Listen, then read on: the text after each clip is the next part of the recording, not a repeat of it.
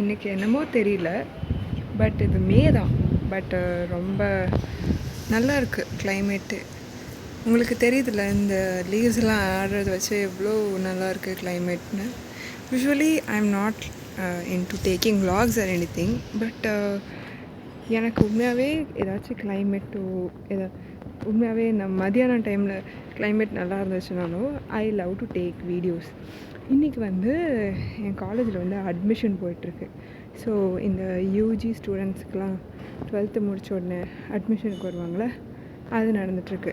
அதனால் வழக்கமாக நடக்கிற கிளாஸஸ்லாம் நடக்காது.